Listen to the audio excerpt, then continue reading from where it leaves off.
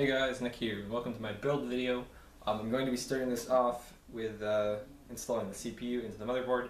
If you want to see the overview of the build or any unboxings, links in the description thing down here, you click that. This is a Gigabyte UD3H Z77 chipset motherboard. It has 1155 socket right here, and I have my 3570K right here, ready to install. So, if you've never done this before, it's not too difficult, but this is probably one of the more dangerous procedures. A lot of people screw up and bend the pins. Hopefully I won't do that. I don't know if this is real wood, it's IKEA. So, you got this mouse trap contraption here. I don't know if you can see it's like a mouse trap kind of thing. So what you want to do is you want to push it down and just pull it out, and this will lift up. So an important thing to note is it says right here on the plastic, leave this in unless you have a CPU installed or are installing the CPU, because this protects the socket and the 1155 pins that are in there, which if are bent will really screw things up. You'll also notice that there are two kind of indents on the sides here, and then if you look, I don't know if you'll be able to see it on the socket from the camera, but there's an indent there and an indent there. You pretty much want to line them up. So this is my fourth or fifth time installing a CPU. Done this a few times before, but I'm by no means an expert at this. What I generally do is careful not to touch the connections on the bottom, and you pretty much want to gently place the socket. Don't put it, drop it, or anything like that. Don't just I'm gonna drop it from here and hope it lands in. So yeah, you want to line up those two indents with the two kind of points sticking out on the socket, and carefully place the CPU in the socket. And it only fits one way, so I don't know how people manage to bend the pins, but I do hear stories of it happening. So hopefully you don't bend your pins. So the CPU is now in the socket. I want to close this, put it up with a screw, and then you kind of have to force it down and lock it in place. So that is the CPU installed. Alright, so I'm going to put off figuring out how to install the cooler, because I can't put it on until the motherboard's in the case, or at least it's probably not the best idea to put it in until the motherboard is in the case. So I'll figure that out later. Right now I'm installing the I/O shield. Just going to remove it here. Does this stay? Oh, that's kind of cool. I think that this stays. It seems to be some sort of foam padding. You can see in there it's foam. It's kind of cool. I've never seen that. My previous I/O shields have been pretty cheap. So gonna install this. Let me just check real quick which way it actually goes. I should be able to tell. Okay, so to install an I/O shield, you pretty much just I don't know, put it in. It should be pretty obvious. And it's always a pain to do, or it has been in the past. I think that's properly installed there. Oh, nope. And then the bottom, pretty much just push it in until it clicks. And yeah. So, next off, hopefully you can see inside the case. So what you want to do is, depending on your case, you're going to have these different stands. This is actually a little pin that goes through a hole in the center of the motherboard. But I have a bunch of holes here where I screw in different stands for the motherboard. So I have already installed the CPU, because I like to install it before I put the motherboard in the case. The motherboard right here. I think it's easiest to install the CPU before it's inside the case, because you have more room to work with it. And yeah, so what you want to do is, before you actually go to install it, you want to line it up with the stands and make sure that there is one for each of the holes so that you can screw it in and secure it properly. You also want to make sure that you don't have a removable stand where it shouldn't be, so you don't want it to short out the bottom of the board.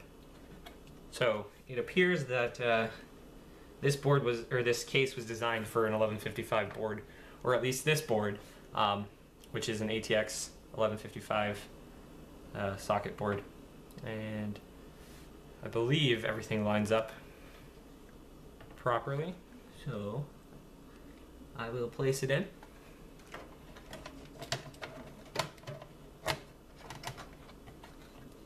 So there we go. Now pretty much what you can see here is so we've got a screw here, here, here, here. That's this little like divot thing that sticks out. Screw there, there, there, there, and those are for the fan. Yeah, so you want to put screws in each of those. Make sure that everything lines up properly. You don't want to short out the board. And yeah, you pretty much just screw everything in, and then I will install probably not the cooler because I'm kind of lazy. So now I'm going to be installing the SeaSonic X660 power supply. This should be pretty obvious. I have a bottom fan filter on my case, so I'm going to be putting the fan facing down. And yeah, so pretty much you put it in the case in the bottom where the hole for the power supply is, and there's 4 screws on the front to screw it in place. So 4 screws here, here, here, here. Screw those in, and I have one other piece specific to my case to hold the power supply in, but you may not, and I'll do that off camera. Alright, so you may have noticed it's a lot darker now. It took me like 30 minutes to figure out this stupid back plate, but it pretty much goes on the back of the motherboard. I have the other side of my case removed. I was watching a video about it. It was kind of helpful. Read the manual. It was kind of helpful. Still a pain, and I believe I have it on correctly now.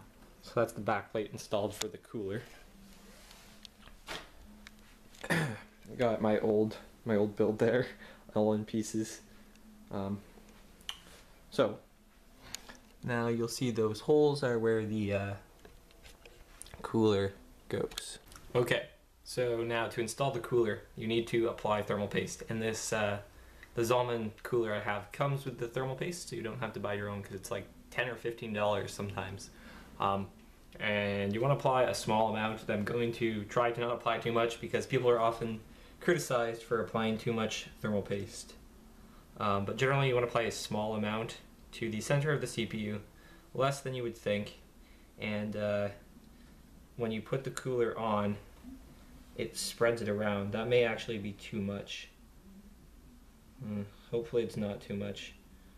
Probably going to try and get a bit of this off. But you don't want to apply too much because then it like leaks out the sides and bad things happen. So you're going to press it down and it will spread it out quite a bit. Now the heatsink itself, you want to make sure you line the fan up properly. There's thin fins, thick fins. This is specific to this heatsink, but this fan will blow this direction, so air will flow this way, so towards the back. This is also an exhaust, so I want to line it up with the thicker fins towards the back, so that yeah. And then I need to place this on, and it will spread the thermal paste around and hopefully not make it all gush out the sides and destroy everything, which hopefully it won't. And then I need to screw it on, and I'll do that off camera. That was a huge pain, but I finally got to the screws in. It was really hard to tighten those because they're like underneath the fins, so it's really kind of awkward. Now you take your CPU fan. This is the power for the CPU fan, and you'll see on the motherboard it actually says CPU fan. There's a 4-pin fan header here, and you just want to connect that right there. Pretty easy. It only goes in one way, so you can't screw things up there. So I finally got this in, and I really like the way it's looking. So if it spins, it will push air out the back and that will work together and everything will be good. And you'll see it actually does not cover the RAM slots at all. So even if you have RAM that's like 3 inches tall, you can put it in with no problem. So now I'm going to be installing RAM. Now, installing RAM is probably the first hardware upgrade I ever did. When I was like 10, I went from 128 megs of RAM to 256 megs. So you'll see there's just these clips.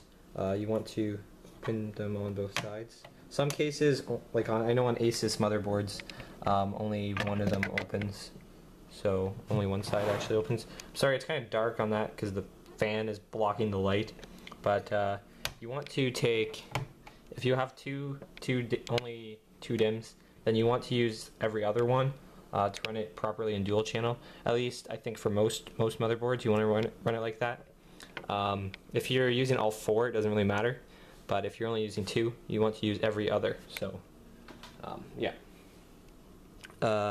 Actually, I should probably use, it's labeled, this is 1 and this is 2. So this is DDR3 slot 1, this is DDR3 slot 2, this is slot 3, and this is slot 4.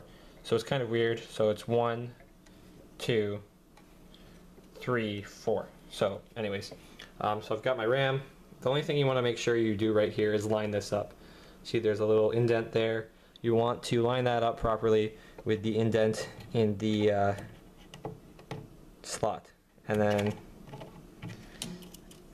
man, oh, oops, sorry, I forgot to open that one. So then you want to line that indent up properly, and it can be done with one hand. Push down, and the clips will lock themselves in when you push down.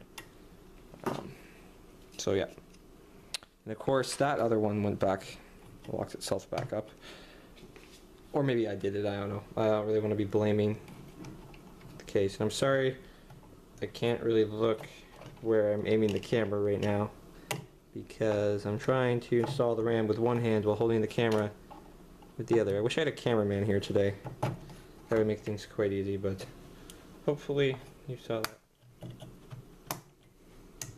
And there we go. RAM. Looks pretty cool. It's nice and blue. Everything matches. And I guess next I'll do hard drives and the video card.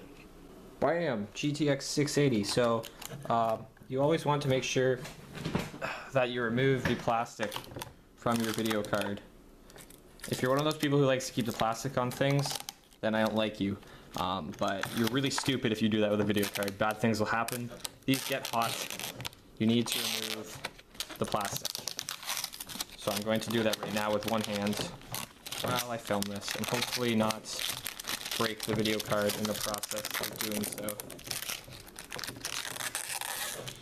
Now, if you're worried about static, because some people are, you can discharge yourself by just touching your case. Your case is made of metal, so that will discharge any static you have. Assuming your case is made of metal. If it's made of plastic, it probably won't help. But if it's made of metal, I touch it, no more static, probably not an issue. Hopefully I can install this with one hand without breaking things, but we'll see, Hopefully, actually, I'll try and just mount the camera here. Hold on a second. So I have no idea how well you can see, but I have the 680 here. You want to remove the panels here, and it generally goes in the top PCI Express slot. That's where you want to put it first because that one's usually the fastest. So this is really an easy install. You just line it up and push it down until it locks in. So it's locked, and then you want to, I guess, apply your thumb screws or whatever screws you have to the top to secure your card in, and then just grabbing the screws here. And then you want to apply, or not apply, you want to connect the power cables, which I'm going to be doing in a minute. But you got your 6-pin, your 8-pin PCI Express power connections there. I guess it would be best to install my capture card here. While I'm at it, I got the AverMedia, what is this, Game Broadcaster HD. So it's got, where am I? HDMI, VGA, and it's a PCI Express X1 card. And I'm going to put it in just above the video card because the video card fan is here, so I don't want this to block the fan at all. Otherwise, yeah, it's blocking one of my PCI Express. Well, I could put it right there, but it would slightly obscure that. So I'm going to put it, well, I could put it in the X16. It will go in that bigger slot there. So, nah, it's okay. I think I'll put it, why is this a difficult decision? I'll just put it at the top here. It shouldn't really matter.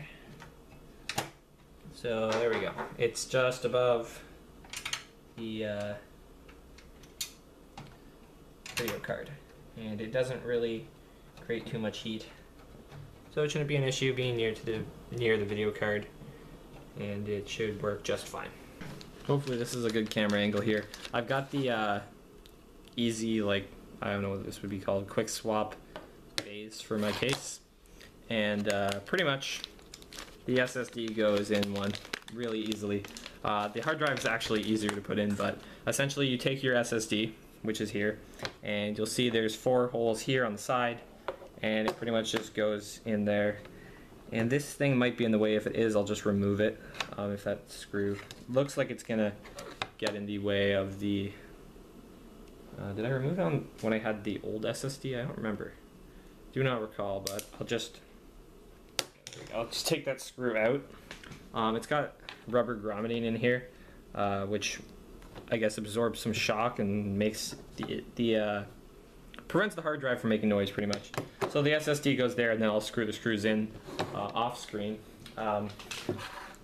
The Western Digital 2 terabyte hard drive here goes in, and you want the SATA connections at the back, because the way these slide in, they'll be at the back. But pretty much, you've got your 4 holes on the side, and this just, I don't know, slides in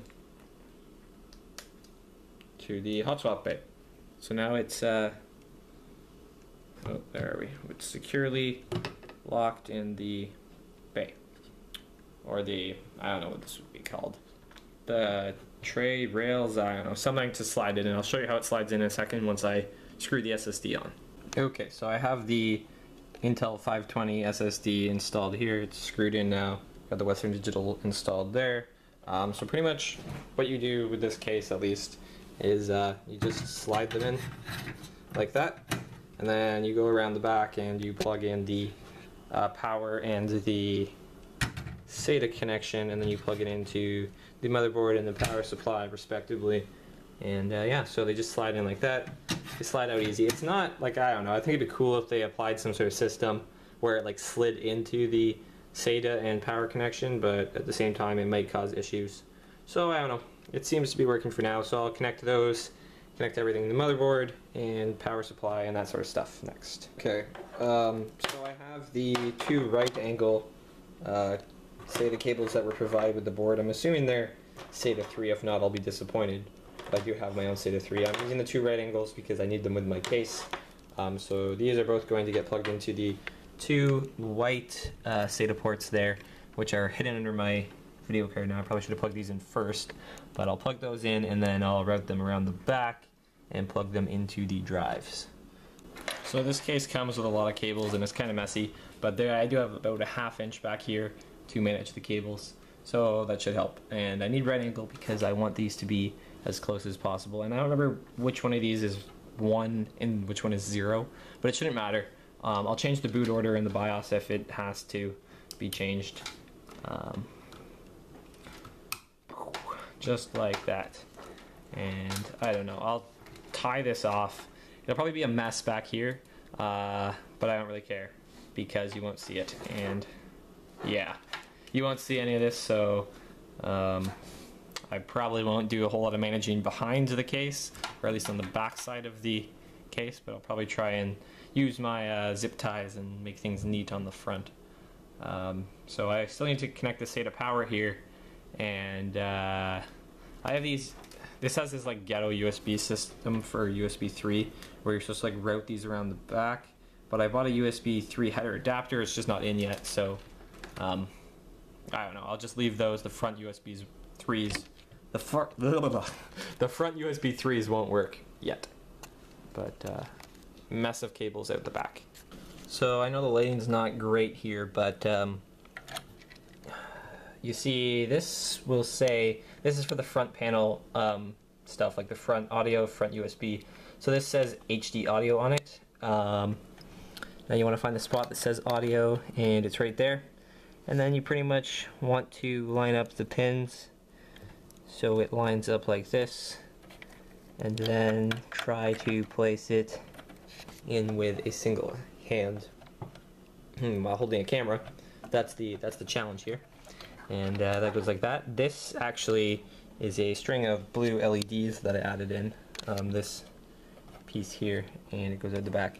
And then I also have my front panel USB here. It says USB on it, and that goes into one of these 3 slots that say USB. So everything is labeled. If you look on the board, everything is labeled. It's kind of hard to mess things up because there's little like blocks in the connections where you can't plug things into the wrong spot.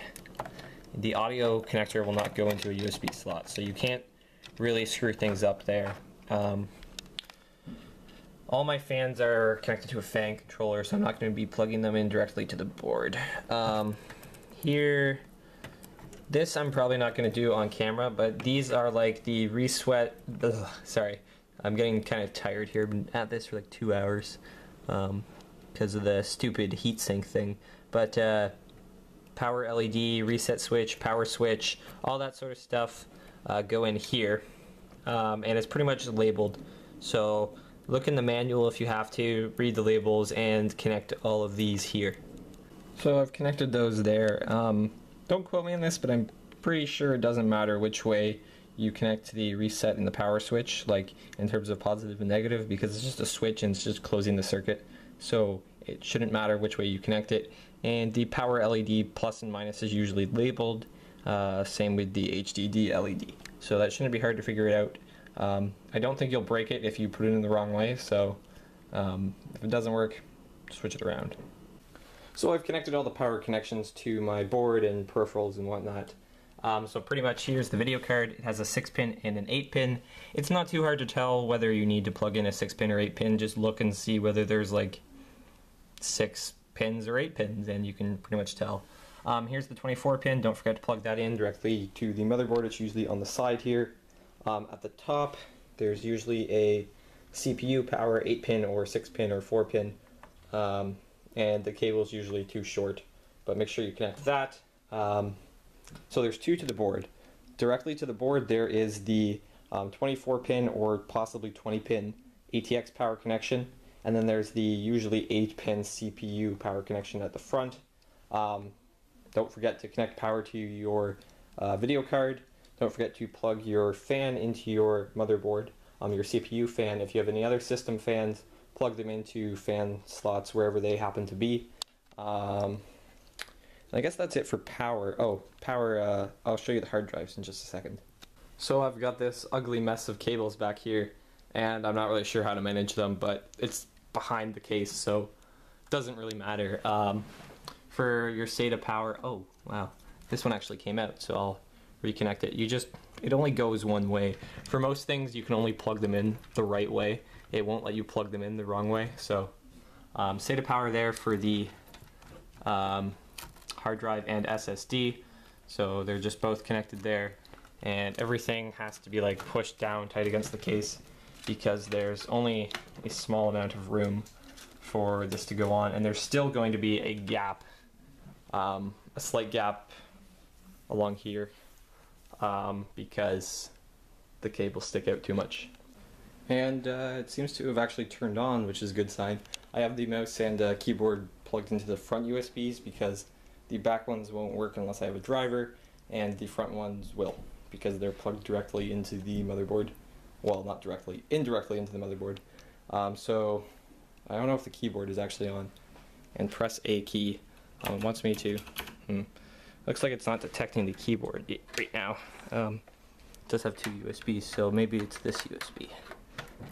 Oh, there we go. So, keyboard is on. So now I just have to install Windows. So, let's take a quick look in there. Oh, now it's got this, like, hex display. Can I do this with one hand? There we go. So I got my LEDs along the side there, and it's got this nice hex display which apparently displays error codes. Focus. Yeah, which apparently displays error codes so you can debug, which I wish was not red. And it's got this nice orange LED going on here, which I think is like obviously a power button. And yeah, everything seems to be on, glowing blue. Yeah, so I'll install Windows and do some more. So I'm now in the process of installing Windows to the SSD, which should hopefully not take too long, but it's at 0% for expanding files right now. So hopefully the Windows install will be done soon, and then I can start with overclocking and installing all my applications and downloading like 50 gigs of games and such. So that'll be fun.